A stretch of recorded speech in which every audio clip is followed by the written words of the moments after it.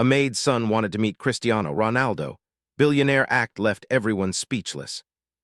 He once stood in line for 6 hours as a boy, hoping to shake the hand of the footballer he worshipped from a cracked television screen, and he never even got close.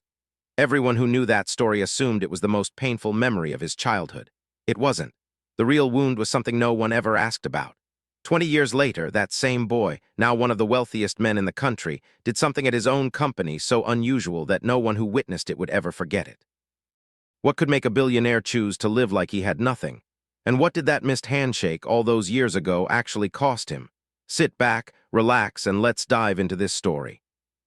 It was just past 6 in the evening in Lagos, Nigeria, when the Ademi logistics warehouse began to empty out for the day. The sky outside had turned a deep orange, bleeding through the dusty windows and settling across stacks of shipping crates.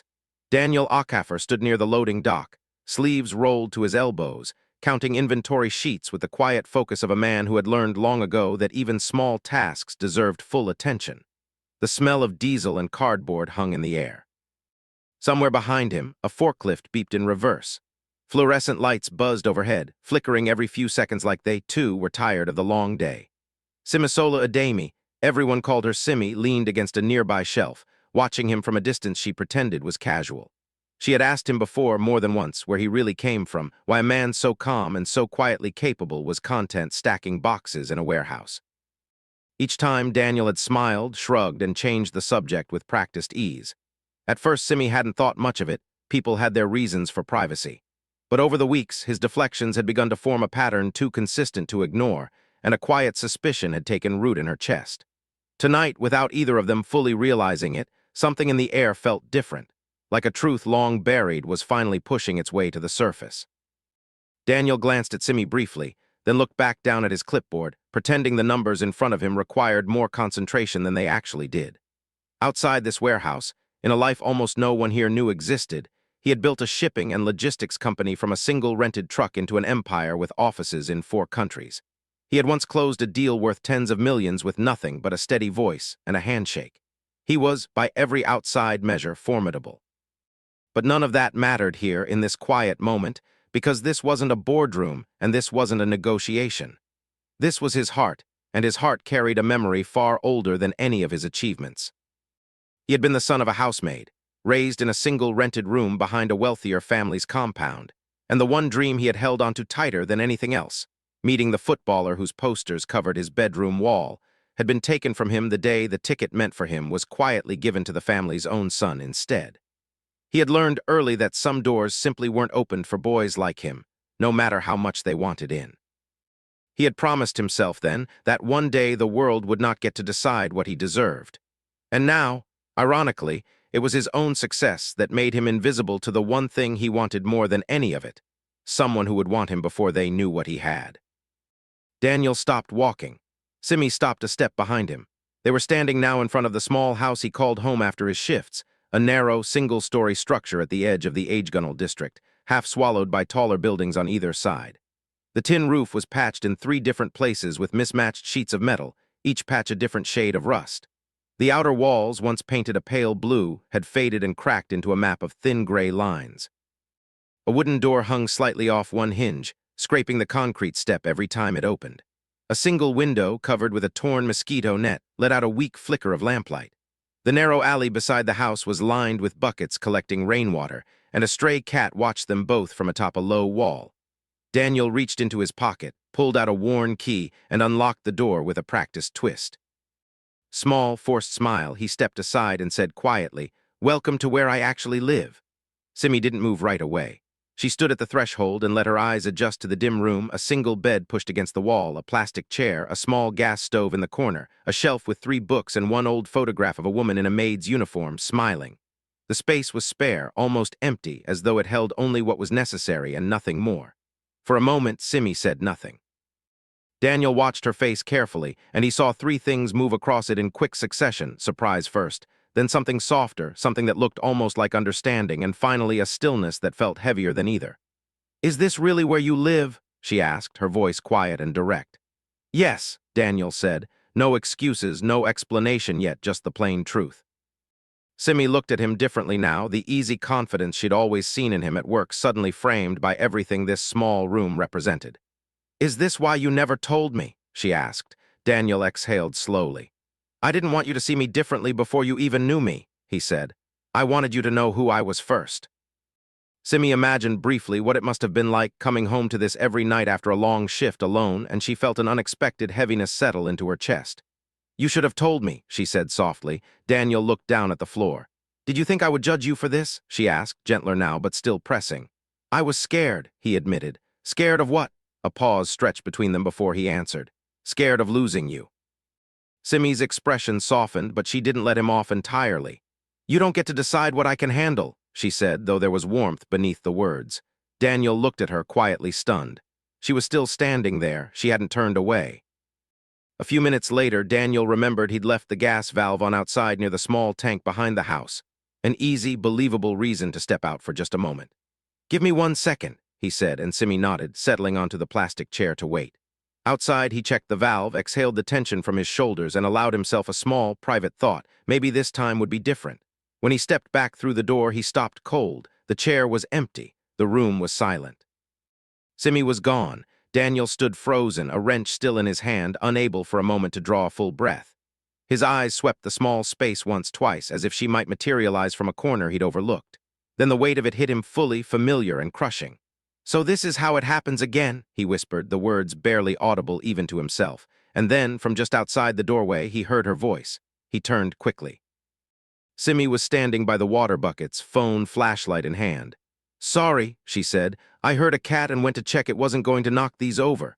She hadn't left. She'd never left at all. Simi noticed something strange settle over Daniel's face as he came closer, his relief almost too visible. "What's wrong?" she asked. He hesitated, then answered honestly. "I thought you left." She blinked, surprised. "You really thought I would leave because of this?" she asked, gesturing lightly at the small room behind them. Daniel looked down and said nothing. Simi stepped closer, her voice gentle but firm. "Do you think I'm that kind of person?" "I don't know," he admitted quietly. "I've seen a lot of things in my life." She studied him for a moment, and for the first time she saw something deeper behind his eyes, not just caution, but the residue of real, repeated disappointment. She stepped even closer and placed a hand lightly on his arm. "What I feel for you has nothing to do with this place," she said. "I care about you, not about where you live or what you own." She paused, then added softly, "I love you, Daniel." The words settled into the small room like something physical. Daniel couldn't move for a moment. Then he pulled her into a slow embrace, his arms wrapping around her carefully, his chest tight, not from fear this time, but from something warmer. "One day," he murmured into her hair, "I'll take you somewhere with a real kitchen and I'll cook for you properly." She laughed softly against his shoulder.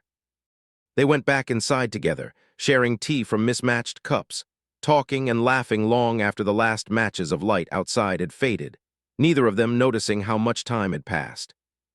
That night, long after Simi had gone home, one thought stayed lodged in Daniel's mind. What would happen the day Simi finally discovered who he really was? Because the truth was this: Daniel Acaffer was not a warehouse clerk living paycheck to paycheck. He was the founder and chairman of Acaffer Continental Holdings, a logistics empire he had built himself, starting with one broken-down delivery van bought with his mother's savings after years of her scrubbing another family's floors. He was worth more than most people in this city would see in 10 lifetimes.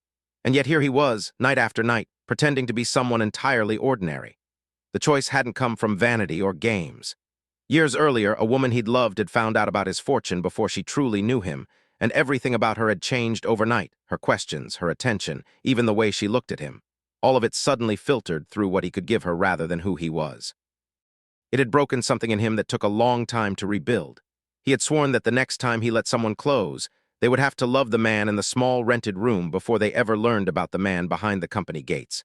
Everything had changed the moment he met Simi. He lay back on his narrow bed and closed his eyes. For the first time in years, someone had chosen him without knowing a single thing about his fortune. But that truth had created a new and heavier problem. Simi believed completely in the ordinary life he'd shown her. He sat up slowly.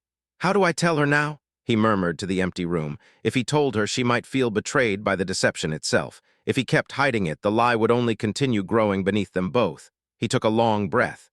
"I can't keep pretending forever," he said quietly to no one at all. The next morning, Daniel called the one person who always answered, no matter the hour, his mother, Ngozi, the woman whose years of quiet, tireless work had made his entire life possible. She picked up on the second ring, her voice warm even through the phone's static. "Daniel, my boy, what is it?" "I think I'm in trouble, Mama," he said. She laughed gently. "What kind of trouble?" "I met someone. Her name is Simi. I think she loves me, but she doesn't know who I really am." There was a pause on the line, and when Ngozi spoke again, her tone had shifted, grown more serious. "So the test is beginning to feel real," she said. She was quiet for a moment before continuing. "Fear that follows love is natural, my boy. It means the love matters. But listen to me carefully. Truth may cause a sharp pain for a season, but a hidden lie causes a wound that never fully closes. If this girl truly loves you, she will, in time, understand why you were afraid. But love cannot grow in a garden where the truth is always hiding underground." Daniel exhaled slowly. "I'll tell her soon," he said. His mother's final words stayed with him long after the call ended. "The right person will love the man, not the company, not the title, not even the small room you slept in to test her. Just the man." The line went quiet, but her voice lingered in his mind for the rest of the day. And deep down, Daniel knew, sooner or later, the truth would have to come out, whether he chose the moment or not. Weeks passed, and Daniel and Simi grew closer, no longer bothering to hide the warmth between them at work. Co-workers began to notice, exchanging knowing glances whenever the two of them lingered near each other during breaks. But not everyone was happy about it. Tund Baker, the floor supervisor, had authority over scheduling and shift assignments, and most workers avoided crossing him. His temper was well known, and his grudges longer still. What few people knew was that Tund had asked Simi out over a year earlier and had been firmly turned down. The rejection had festered quietly ever since, and Daniel's growing closeness with her had reopened the wound. It started small. Tund reassigned Daniel to the worst shifts without explanation, dismissing his questions with a wave of his hand.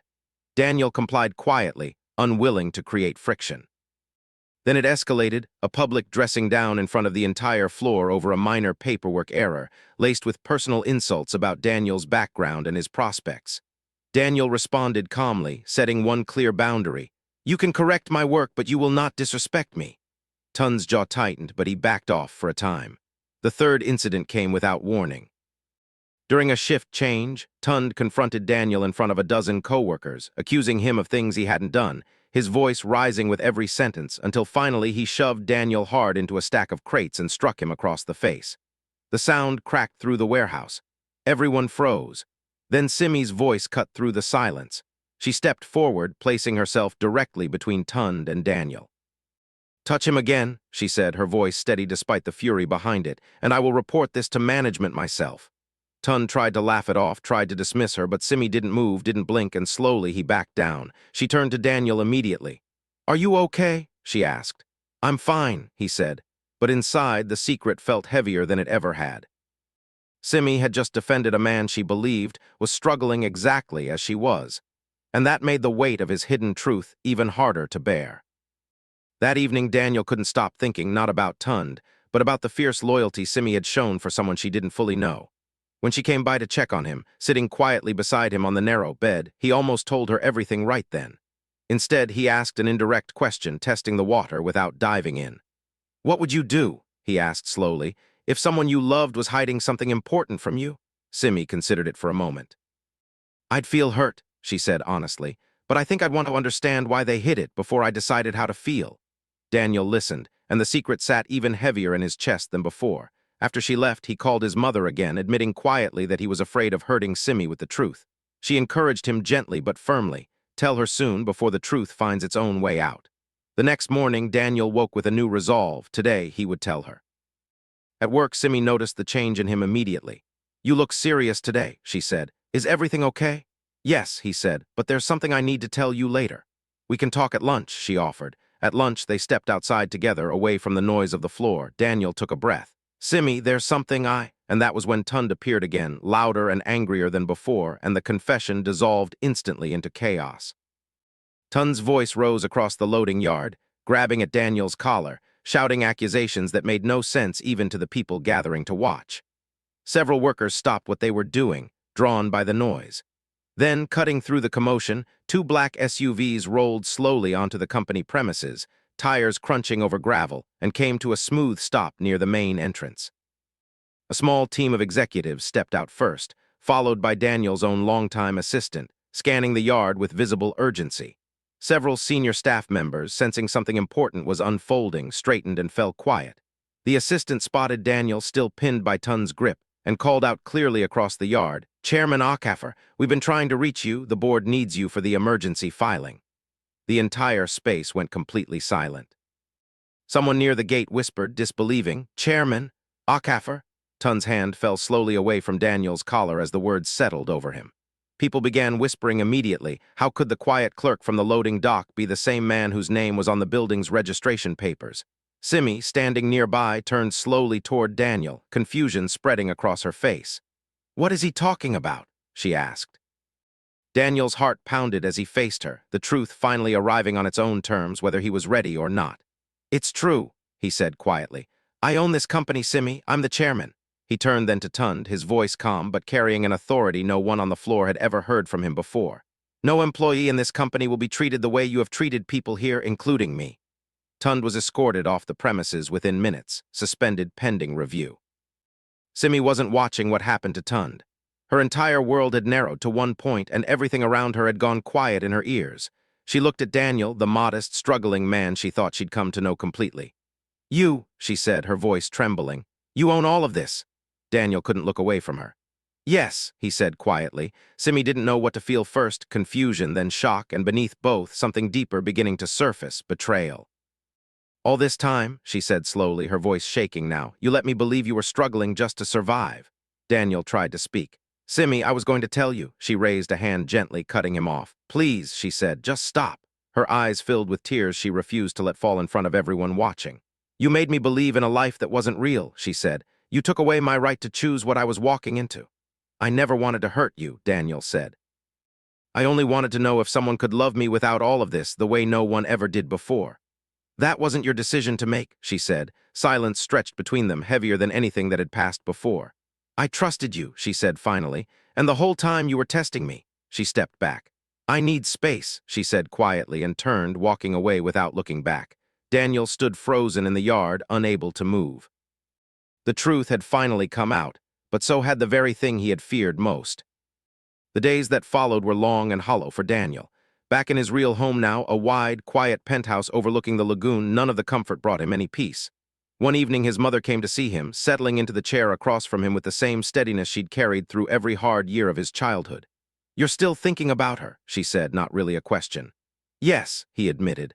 I made a mistake, she said quietly. I encouraged this test. I thought it would protect you from what happened before. No, Daniel said. The test didn't fail, Mama. She loved me when she believed I had nothing. That means the love was real. His mother nodded slowly, though her eyes carried a quiet sadness for what had also been lost along the way.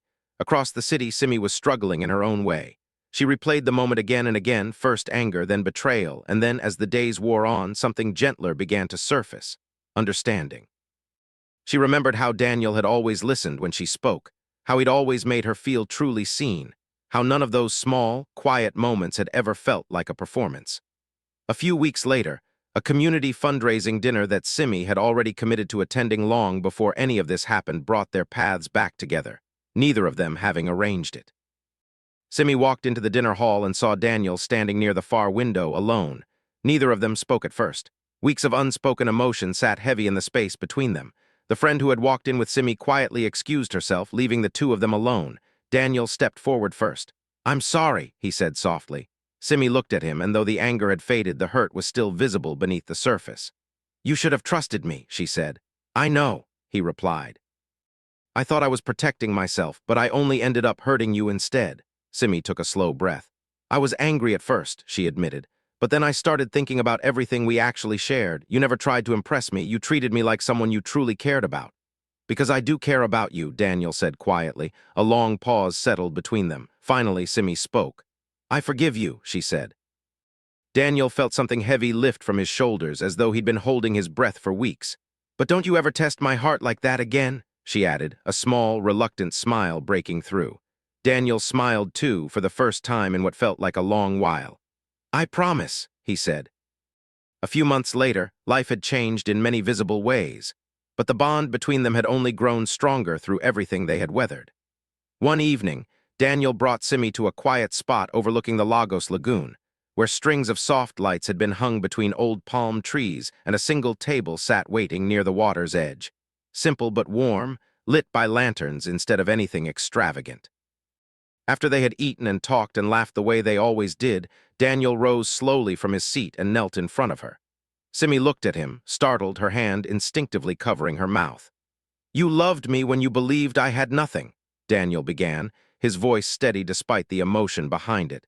"And that is something I will never forget as long as I live. So many people who came before you were drawn only to my name, my company, the comfort my life could offer them. But you saw none of that, because none of that was ever there when you found me. You saw a man who was struggling, who came home to a small, quiet room every night, and instead of turning away, you stayed. You cared for me. You defended me when no one else would. And somewhere in all of that, you made me feel something I had almost forgotten I was capable of feeling: peace. Real, uncomplicated peace, the kind that has nothing to do with wealth or title or comfort. I cannot imagine walking through the rest of this life without you standing beside me. Simisolo Ademi, will you marry me?" Simi's eyes filled with tears as she nodded, unable to find words at first, then finally managing. "Yes, Daniel. Yes." He slid the ring onto her finger, and the small gathering of friends waiting a respectful distance away broke into warm applause. At the wedding, held months later beneath a canopy of white orchids and soft golden light, Daniel stood and made one more announcement before the vows began, one that had nothing to do with the two of them. He told his guests about a boy who once stood in line for 6 hours, hoping to shake the hand of his idol, and never got the chance because the ticket meant for him was given to someone else's son instead. Then he announced the launch of a foundation in his mother's name, one that would send children of housekeepers, drivers, and warehouse workers to meet the athletes, musicians, and heroes they admired most.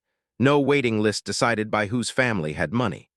The hall went completely silent for a moment, then erupted into applause that lasted far longer than anyone expected. It was, several guests later said, the most unusual and most moving thing they had ever seen a billionaire do at his own wedding.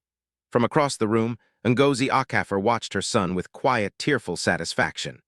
Daniel had finally found what he had been searching for all along, not the meeting he never got as a boy, but something far more valuable: true love, and the chance to make sure no other child would have to swallow that same disappointment alone.